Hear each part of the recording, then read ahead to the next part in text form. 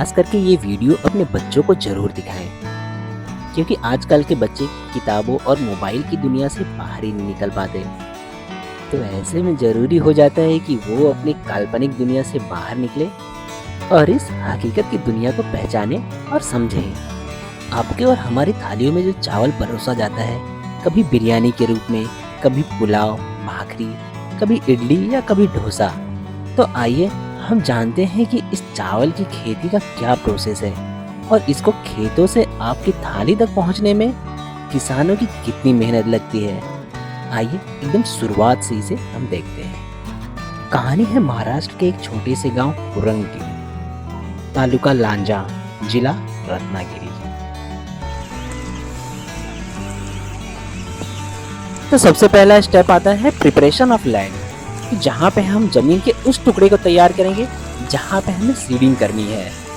Rice cultivation यानी धान की खेती, जिसमें 2 स्टेप्स इंक्लूड होते हैं। फर्स्ट स्टेप में हम बीज लगाते हैं और सेकेंड स्टेज में उसे ट्रांसप्लांट करते हैं। तो अब ज़मीन के उस टुकड़े को तैयार करने के लिए सबसे पहले हम उसमें खाद डालेंगे और फिर उसे ट्रैक्टर से जोतेंगे, जिससे नीचे की मिट्टी ऊपर हो जाएगी और वो ज़मीन उपजाऊ बन जाएगी। हमारी फसल अच्छे से फूले फले, इसलिए हम इसमें कई पोषक तत्व भी मिलाते हैं। और इसके बाद बारी आती है सिंचाई की, यानी कि पानी की पूर्ति। धान एक खरीफ क्रॉप है, इसके लिए इसे पानी की भरपूर मात्रा में ज़रूरत पड़ती है। तो खेतों में पानी टिके रहे, इसके लिए खेतों के चारों तरफ हम मेड़ बना देते हैं ताकि पानी बह ना जाए। और जब 4 से 5 इंच पानी जमा हो जाता है, तब समय आता है बीजारोपण का, यानी कि सीडिंग। बीजारोपण का सही समय होता है मई एंड में, क्योंकि उसके तुरंत बाद ही बरसात शुरू हो जाती है। और ये बहुत ही इम्पोर्टेंट स्टेप है। इसमें आपको सही बीजों का चयन करना पड़ता है, यानी कि आपको आउटपुट कैसा चाहिए, जिस क्वालिटी का आपको चावल चाहिए उसी क्वालिटी का बीज भी हमें चुनना पड़ेगा। तो अब जब ये सारी तैयारियां पूरी हो जाती हैं, तो हम अपने खेतों में बीज डालेंगे और ये बीज खेतों में अंकुरित होकर तैयार होने में तकरीबन 1 महीने का समय ले लेता है, ताकि ये सेकेंडरी स्टेज में पहुंच सके। अब आ जाता है सेकेंडरी स्टेज, जिसे हम रोपाई कहते हैं और इंग्लिश में हम उसे ट्रांसप्लांटेशन भी कहते हैं, जिसके लिए हमें अपने खेत के बड़े हिस्से को तैयार करना होता है, जिसमें हमें धान लगाना होता है। और यहाँ भी हम सेम वही प्रोसेस फॉलो करते हैं, जैसे कि उसमें हल चलाना, मिट्टी को उपजाऊ बनाने के लिए उसमें खाद इत्यादि डालना, सिंचाई करना, पानी को रोकने के लिए मेड़ बनाना।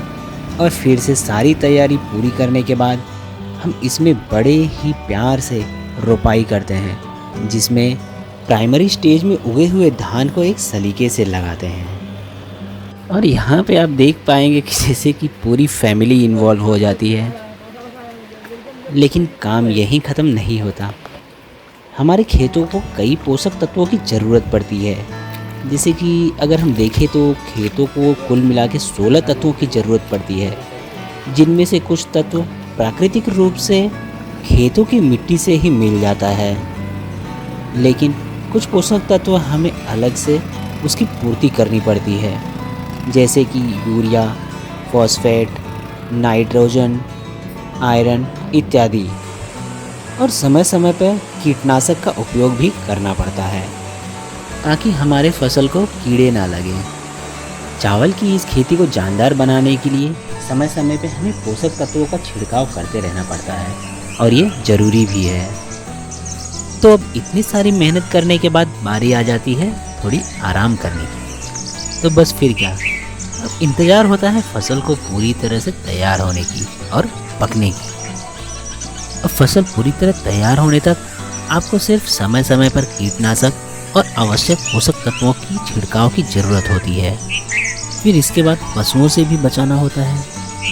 ये सब करते करते आप अपने फसल के रंगों को बदलते हुए देखेंगे, छोटे से बड़ा और हरे रंग से सुनहरे रंग। इस फसल को पूरी तरह से तैयार होने में लगभग 4 महीने का समय लग जाता है।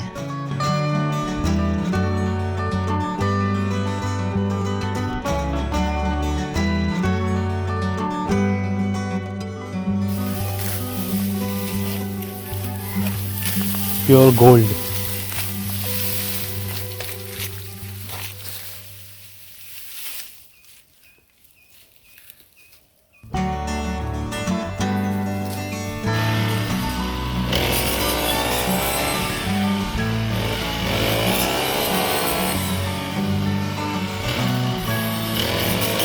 एक बार जब फसल पूरी तरह से तैयार हो जाती है तो अब बारी आती है उसे काटने की। इसे अलग अलग संसाधनों से काट के खेतों में छोटे छोटे बोझ बना लिए जाते हैं और वहीं पे रख दिया जाता है।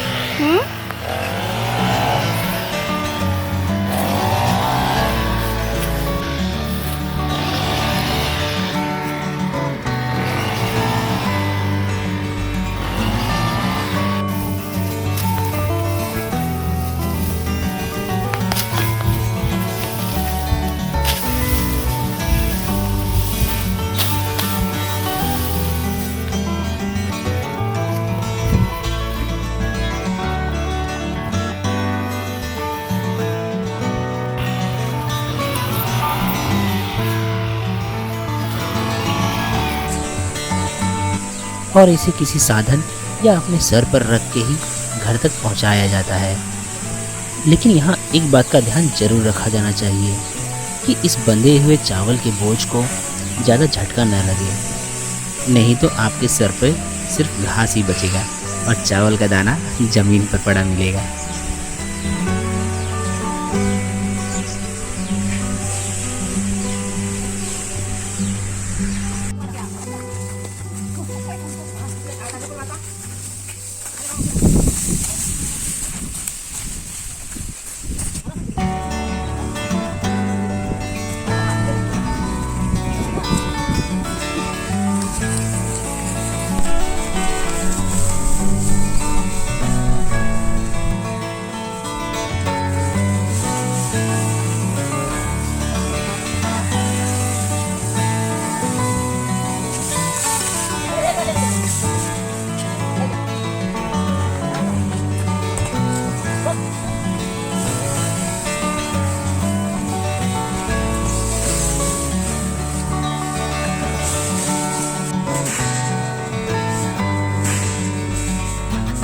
अब जब सारा बोझ घरों तक पहुंच जाता है तो इसके ऊपर धोबी पछाड़ वाला दांव लगाना पड़ता है।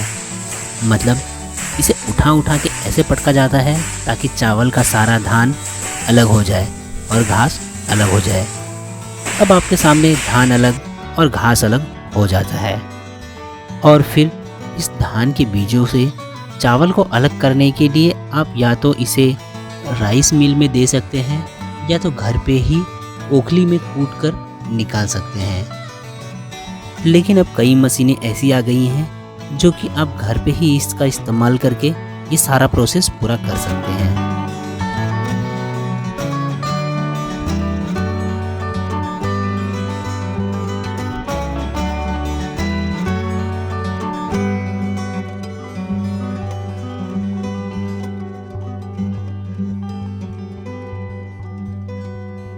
अब इन चावलों को या तो गोनियों में या तो किसी कंटेनर में भरकर कुछ सालों के लिए रख दिया जाता है ताकि ये जूने हो जाएं। तो दोस्तों ये थी ये पूरी प्रोसेस। आई होप कि आपको ज़रूर पसंद आया होगा। तो दोस्तों चलते चलते आप मेरे इस चैनल को सब्सक्राइब जरूर कर लीजिए। इस राइट कॉर्नर में जो यूट्यूब का बटन विजिबल है इसे आप क्लिक करके भी सब्सक्राइब कर सकते हैं। तो दोस्तों हम फिर मिलते हैं किसी नए वीडियो में किसी नई जगह पे। तब तक के लिए जय हिंद।